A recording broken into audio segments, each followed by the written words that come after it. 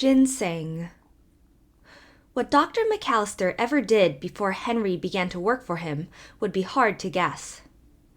There were certainly as many duties always waiting for him as he had time to do, and it made no difference to the industrious boy what the job was. Nothing was too hard or too dirty for him to attempt. One day, the doctor set him at the task of clearing out his little laboratory. The boy washed bottles, pasted labels, and cleaned instruments for one whole morning. And more than one broken flask on its way to the rubbish heap was carefully carried up the hill to the hidden family. While Henry was busy carefully lettering a sticky label, he noticed a young man in the outer office who was talking with the doctor. "Can you tell me if this is real ginseng?" Henry heard him say.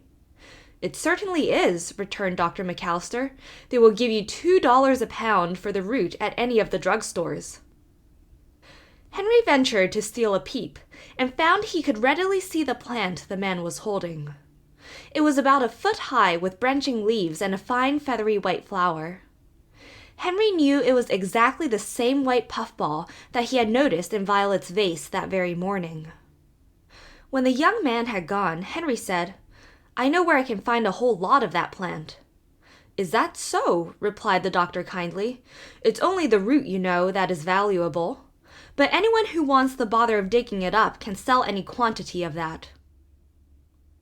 When Henry went home at noon, he related enough of this incident to set his sisters to work in good earnest. They started out with both knives and 2 strong iron spoons and the kettle. And with Benny to run about finding every white flower he could, the girls succeeded, with a great deal of hard digging, in finding enormous quantities of ginseng root. In fact, that first afternoon's work resulted in a kettleful, not counting a single leaf or stem. Henry was delighted when he saw the result of their work, and took it next day to the largest drugstore, where he received $3 for the roots. Without any hesitation, Henry paid a visit to the dry goods store and came home with a pair of new brown stockings for Benny. That was a great day in the woods. Benny gave them no peace at all until they had admired his wonderful new stockings and felt of each rib. There had been one other thing that Benny had given them no peace about. On the night when the children had crept so quietly away from the baker's wife, Jess had forgotten to take Benny's bear. This bear was a poor-looking creature, which had once been an expensive bright-eyed teddy bear made of brown plush. But Benny had taken it to bed every single night for 3 years and had loved it by day, so that it was not attractive to anyone but himself. Both eyes were gone, its body was very limp, but Benny had certainly suffered a great deal trying to sleep in a strange bed without his beloved bear.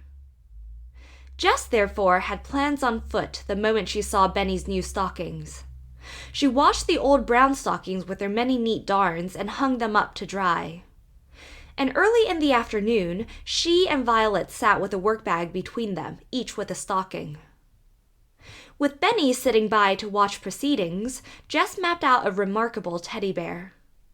One stocking, carefully trimmed, made the head and body, while the other furnished material for 2 arms, 2 legs, and the stuffing. Jess worked hard over the head, pushing the padding well into the blunt nose. Violet embroidered 2 beautiful eyes in black and white and a jet-black nose-tip.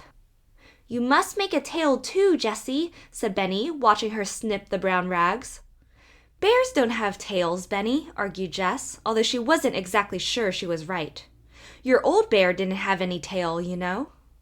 "But this bear has a tail, though," returned Benny, knowing that Jess would put on 2 tails if he insisted. And it was true. His bear finally did have a tail. "What kind of tail?" asked Jess helplessly at last. "Bushy, long and slim, or cottontail?" "Long and slim," decided Benny with great satisfaction, "so I can pull it." "Benny!" cried Jess, laughing in spite of herself. But she made a tail long and slim, exactly as Benny ordered, and sewed it on very tightly so that it might be pulled if desired. She fastened on the legs and arms with flat hinges, so the bear might sit down easily, and added at last a pair of cunning flappy ears and a gay collar of braided red string from a bundle. "What's his name, Jessie?" inquired Benny, when the wonderful bear was finally handed over to him. "His name?" repeated Jess. "Well, you know he's a new bear. He isn't your old one, so I wouldn't call him Teddy." "Oh no," said Benny, shocked. "This is not Teddy. This has a pretty tail." "Of course," agreed Jess, trying not to laugh. "Well, you know we sold that ginseng to pay for your new stockings. And if you hadn't had your new ones, we couldn't have made this bear out of your old ones." "You want his name to be Stockings?" asked Benny politely. "Stockings? No," answered Jess. "I was thinking of Ginseng." "Ginseng?" echoed Benny, thinking deeply. "That's a nice name. All right, I think Ginseng will be a good bear if Watchy doesn't bark at him." And from that moment the bear's name was Ginseng as long as he lived, and he lived to be a very old bear indeed.